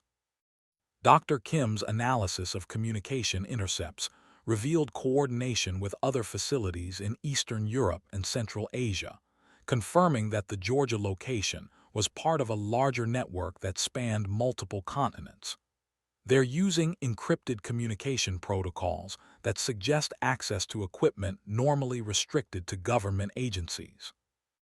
The sophisticated communications suggested either state support or access to commercial encryption systems that provided military-grade security. Either way, it indicated capabilities that exceeded typical criminal organizations or even well-funded terrorist groups. Agent Chen had coordinated with the Treasury Department's Financial Crimes Enforcement Network to identify funding sources that connected the facility to international banking networks used by intelligence services and organized crime. Money flows suggest operations that generate millions of dollars annually, far exceeding what legitimate training services would produce. The financial scale indicated activities that extended beyond simple training into areas that might include arms trafficking, intelligence sales, or contract services for organizations that preferred to maintain plausible deniability regarding their operational capabilities. Kestrel studied topographical maps that revealed approach routes offering concealment while maintaining tactical flexibility for engagement or withdrawal. The terrain reminded her of Montana hunting grounds, where she'd learned to track prey that possessed every advantage except human intelligence and patience. But this prey possessed intelligence that matched her own, combined with preparation time that had allowed them to create defensive positions specifically designed to counter American special operations techniques. Success would require approaches that pushed beyond conventional tactical doctrine into territory that demanded improvisation and adaptation. "We go in tomorrow night," she decided after reviewing all available intelligence and assessment options that balanced mission requirements with acceptable risk levels. Objectives are intelligence collection first, target elimination second, and preservation of operational security throughout. The mission parameters reflected the complex requirements of operations that existed in gray areas between military action and law enforcement activities, requiring legal authorities and tactical approaches that had never been fully tested under operational conditions. As the team prepared equipment and reviewed final intelligence updates, Kestrel found herself contemplating the evolution of threats that had brought her from retirement back into active operations that challenged everything she thought she understood about modern warfare. The enemies she now faced possessed capabilities that matched her own, knowledge that neutralized her traditional advantages, and preparation that suggested they understood American methods better than many American personnel. Meeting such challenges would require redefining excellence in terms that pushed beyond individual capability into territory that demanded perfect integration of intelligence, technology, and tactical execution. The insertion helicopter flew through Georgia mountains under cover of darkness, its noise-dampened rotors nearly silent as it approached the target facility through valleys that provided concealment from detection systems. Major Castellanos had volunteered for another mission, despite officially retiring from active duty, his familiarity with Kestrel's operational requirements making him irreplaceable for insertions that required split-second precision. LZ is one click from target facility, he reported through encrypted communications that used frequencies specifically selected to avoid detection by the sophisticated monitoring equipment that intelligence suggested was present at the training site. Thermal imaging shows normal activity patterns, approximately 8 personnel visible. The personnel count was lower than expected, suggesting either that some facility occupants were maintaining concealment or that operational patterns had changed in response to increased security awareness. Either way, it indicated that achieving surprise would be more difficult than initial planning had suggested.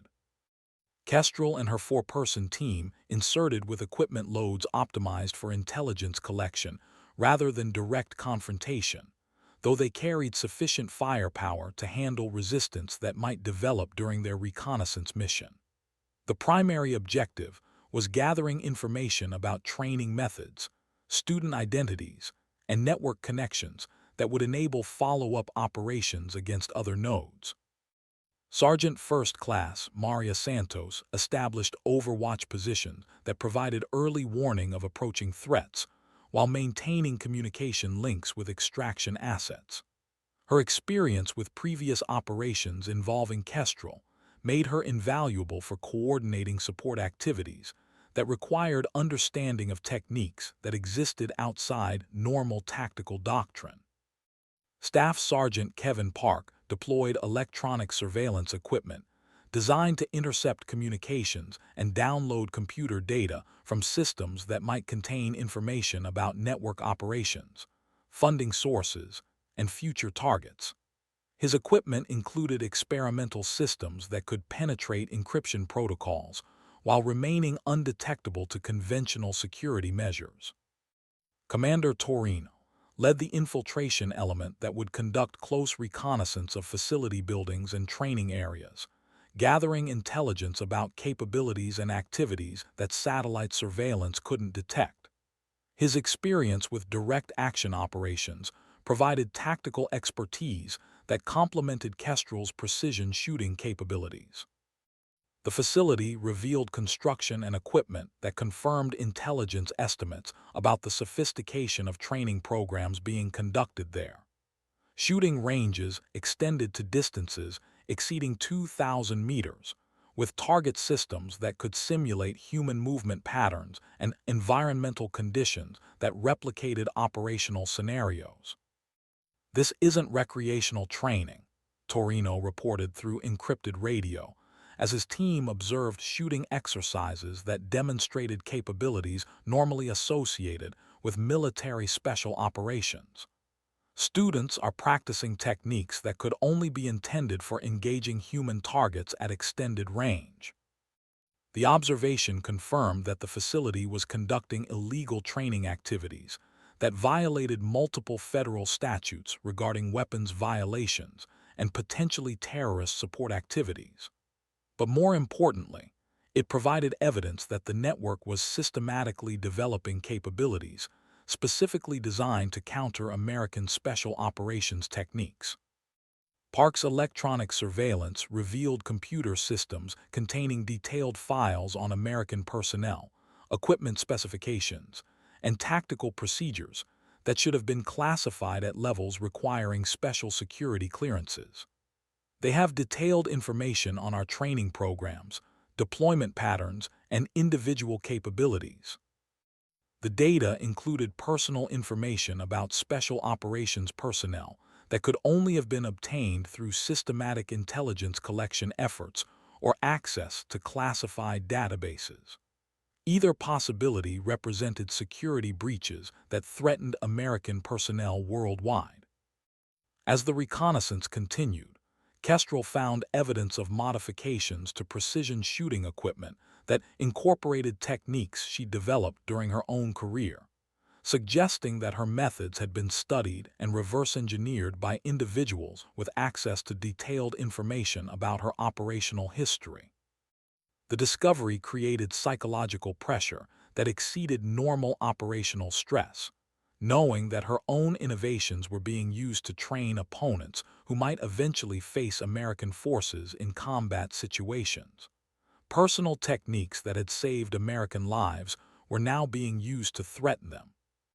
But more than personal concerns, the evidence revealed systematic efforts to neutralize American tactical advantages through detailed study of special operations methods and development of specific countermeasures designed to eliminate capabilities that had provided decisive advantages in previous conflicts.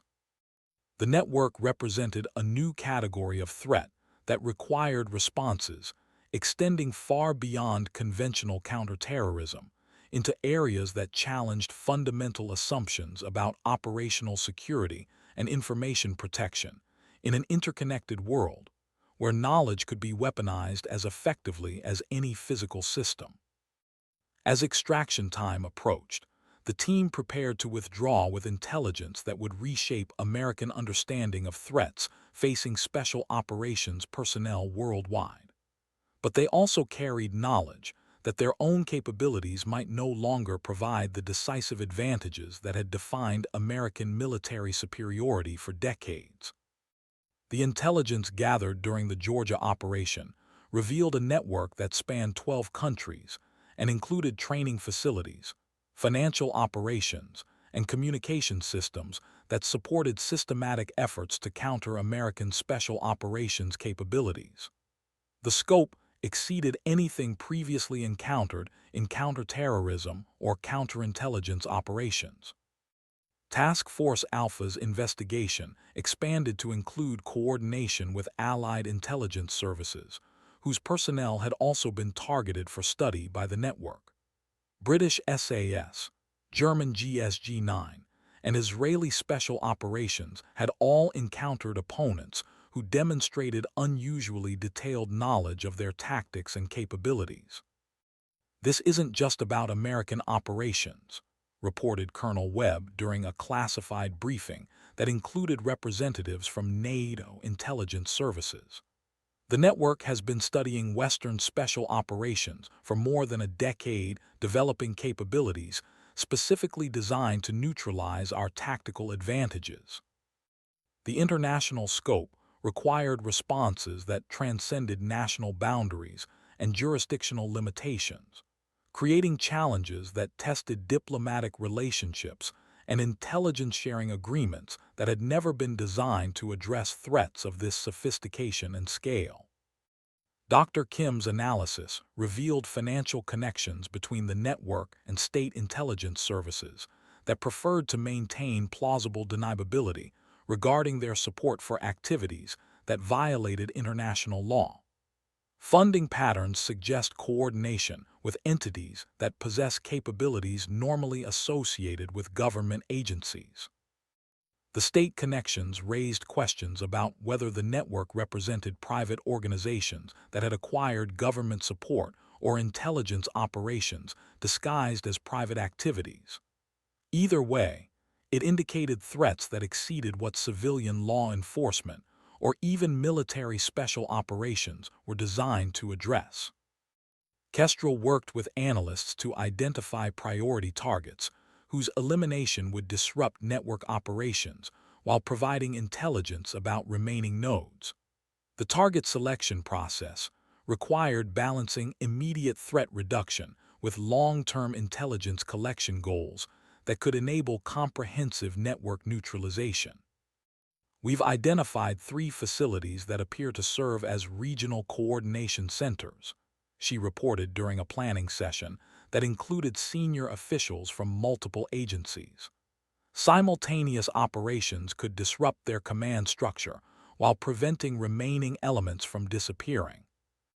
The simultaneous operations would require coordination across multiple time zones and jurisdictions, testing command and control systems that had never been designed for operations of such complexity and scope. but intelligence suggested that the network was beginning to suspect it was under investigation, making rapid action essential. Planning proceeded for coordinated strikes against facilities in Ukraine, Kazakhstan, and Brazil that intelligence indicated served as training centers and coordination nodes for network operations. Each location presented unique challenges in terms of legal authorities, diplomatic considerations, and tactical requirements.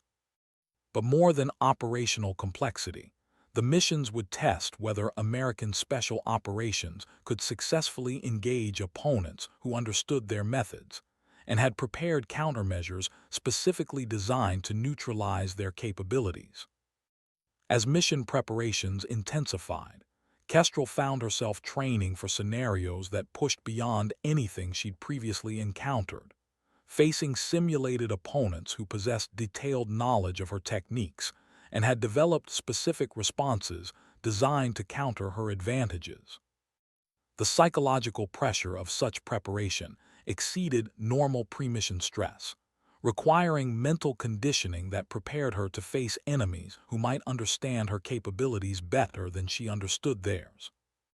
The simultaneous operations launched at precisely 300 Greenwich Mean Time, coordinating strikes across 3 continents that represented the most complex special operations mission ever attempted by American forces.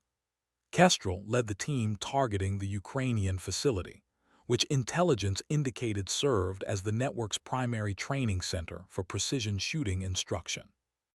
The facility occupied a former Soviet military installation that provided defensive advantages while offering sophisticated training resources that exceeded anything available at commercial shooting ranges. Satellite reconnaissance revealed modifications that included underground facilities and communication, arrays that suggested capabilities extending beyond simple training into areas that might include intelligence coordination or operational planning. Target facility shows normal security patterns. Reported drone surveillance as Kestrel's team approached through terrain that reminded her of hunting grounds, where she'd learned to track prey that possessed every natural advantage except human patience and intelligence. But this prey possessed intelligence that matched her own, combined with preparation that had allowed them to create defensive positions specifically designed to counter American infiltration techniques. Success would require approaches that pushed beyond conventional tactics into territory that demanded constant improvisation. The insertion proceeded through underground passages that had been mapped using ground-penetrating radar, allowing the team to approach target buildings without exposure to surface surveillance systems. The passages dated to Soviet construction and had apparently been modified to support current operations. Commander Torin led the infiltration element through corridors that revealed evidence of recent occupation, including equipment and supplies that suggested the facility maintained higher personnel levels than satellite surveillance had detected. "We're looking at capabilities that exceed initial intelligence estimates," he reported through encrypted communications. The discovery raised immediate questions about whether their approach had been detected and whether facility personnel were maintaining concealment in preparation for defensive operations. Either possibility required tactical adjustments that balanced intelligence collection objectives with force protection considerations. Staff Sergeant Park deployed surveillance equipment that immediately detected electronic countermeasures designed to defeat conventional monitoring systems. They're using jamming technology that's more sophisticated than anything we expected to encounter. The electronic warfare capabilities suggested either state-level support or access to equipment normally restricted to military intelligence services. Either way, it confirmed that the network possessed resources that exceeded typical terrorist or criminal organizations. As the team penetrated deeper into the facility, they discovered evidence of training programs that replicated American special operations techniques with precision that could only have resulted from detailed study of classified procedures and equipment specifications. They have complete replicas of American training facilities, Santos reported, as her Element documented equipment and procedures that mirrored installations at Fort Bragg and other special operations bases. This isn't reverse engineering. They have detailed knowledge of our exact training methods. The discovery confirmed intelligence assessments about systematic penetration of American training programs, while revealing capabilities that exceeded what previous investigation had suggested. The network wasn't just studying American techniques, they were replicating entire training systems. Kestrel found herself in a shooting facility that contained modifications of precision shooting techniques she developed during her own career, innovations that had never been officially documented, but were apparently known to network instructors in detail sufficient to teach them to other students. The personal violation exceeded professional concerns, creating psychological pressure that threatened to compromise operational effectiveness. Her own innovations, developed through years of experience and reflection, were being used to train opponents who might eventually threaten American personnel. But more than personal considerations, the evidence revealed systematic efforts to neutralize American tactical advantages through comprehensive study and replication of special operations capabilities that had provided decisive advantages in previous conflicts. As intelligence collection continued, the team discovered files containing detailed information about current American special operations personnel, deployment schedules, and operational planning that should have been classified at levels requiring special security clearances and compartmentalized access controls. The information included personal details about Kestrel's own operational history, psychological assessments, and tactical preferences that could only have been obtained through access to classified personnel files or systematic surveillance of her activities over extended periods.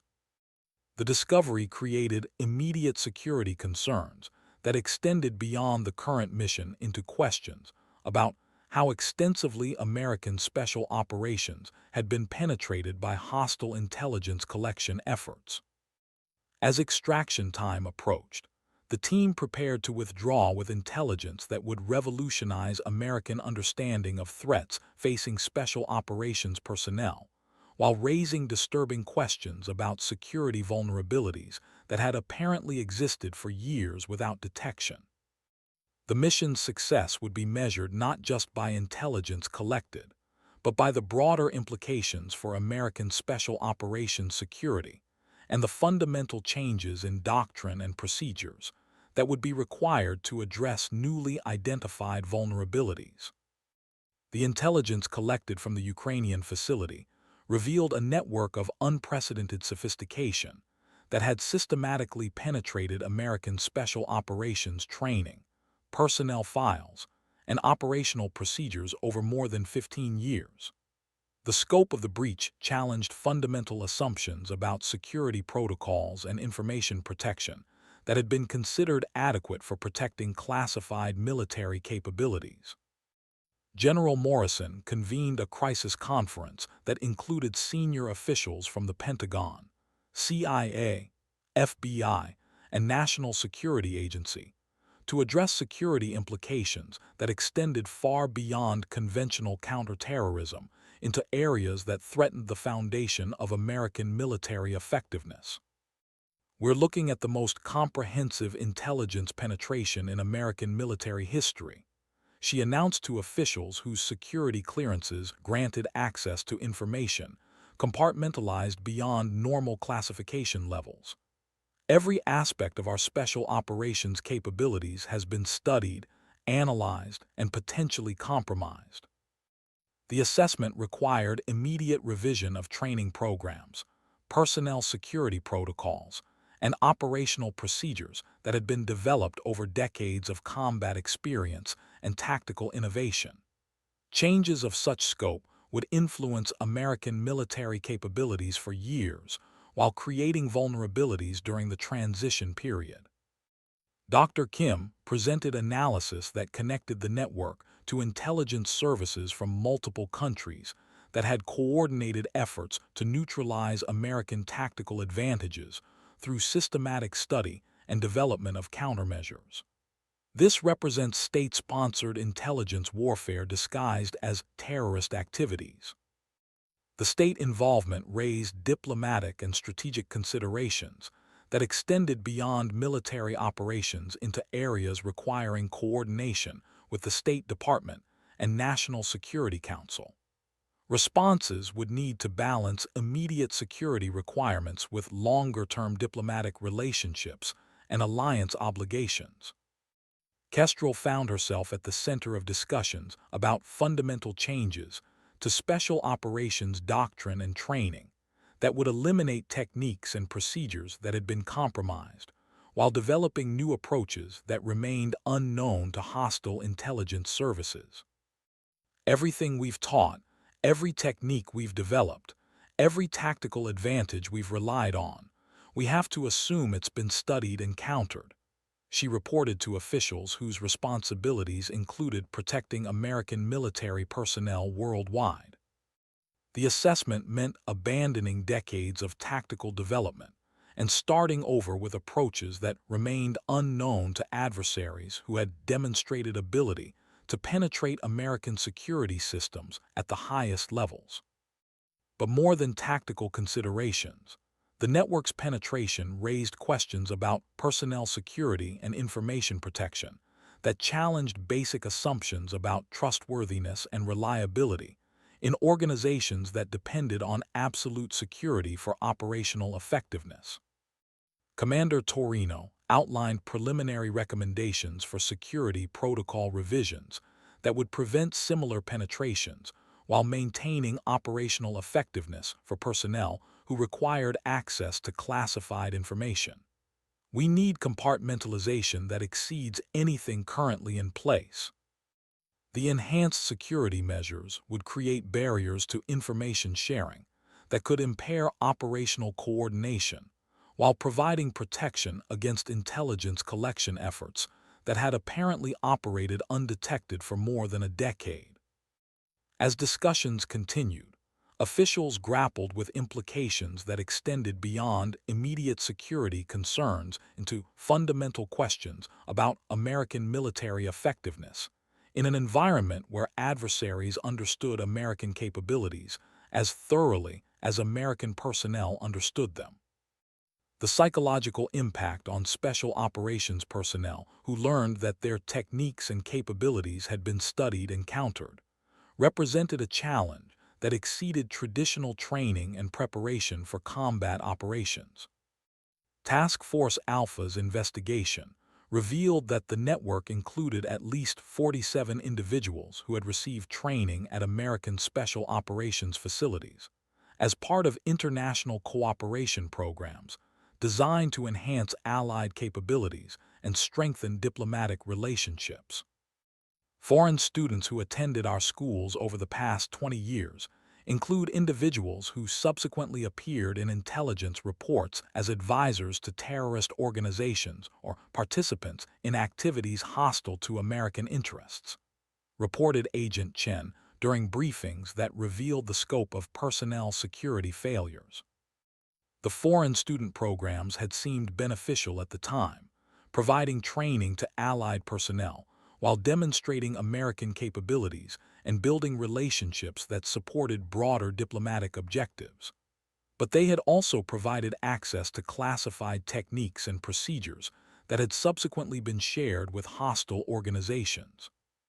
Tracking former students required coordination with allied intelligence services, whose own security had potentially been compromised by individuals who had received training through American programs.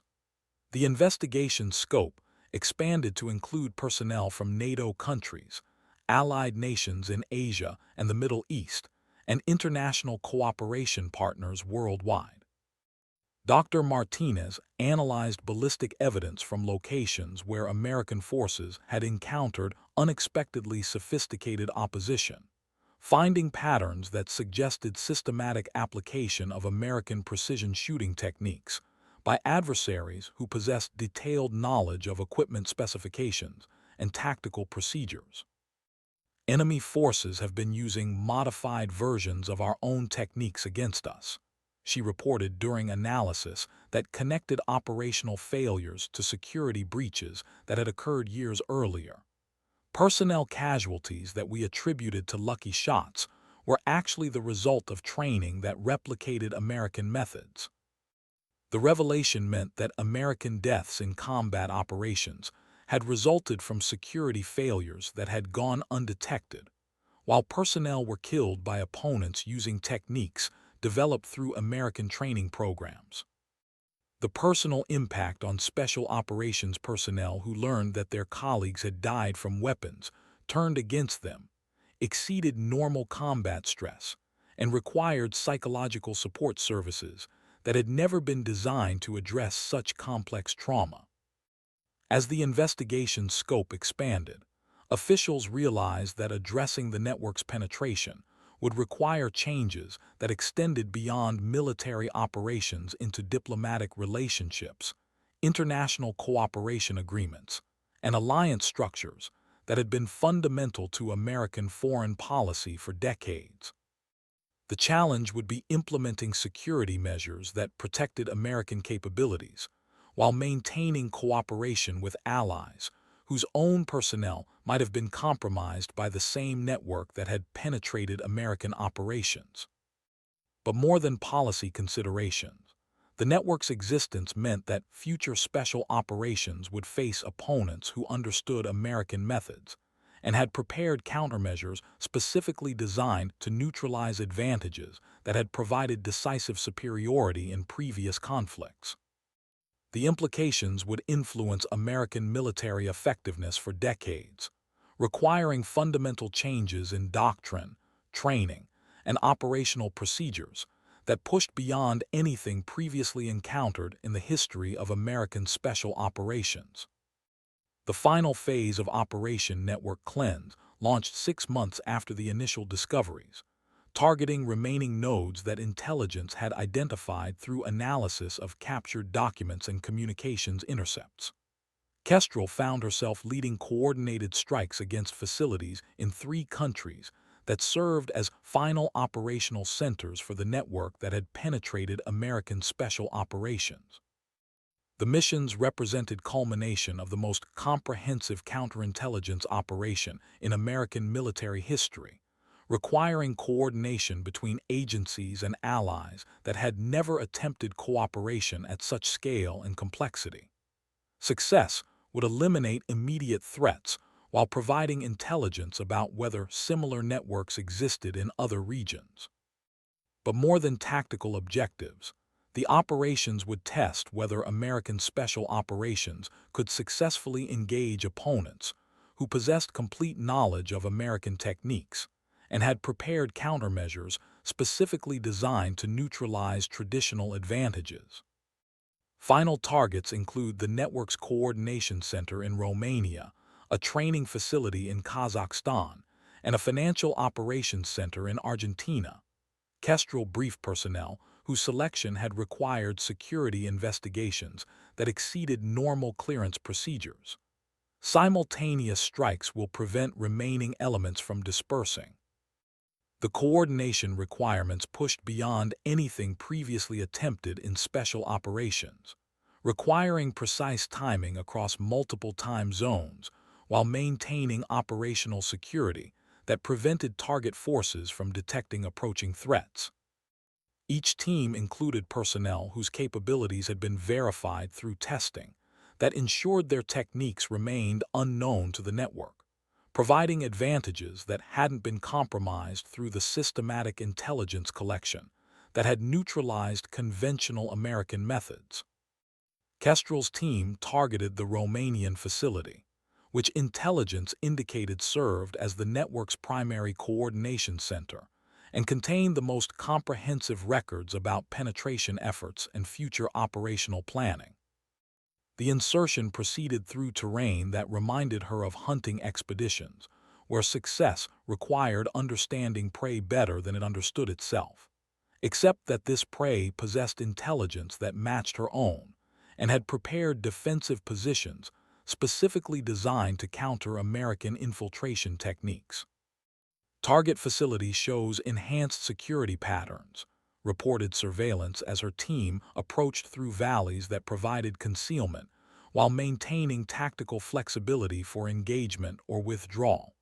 Personnel count exceeds previous estimates.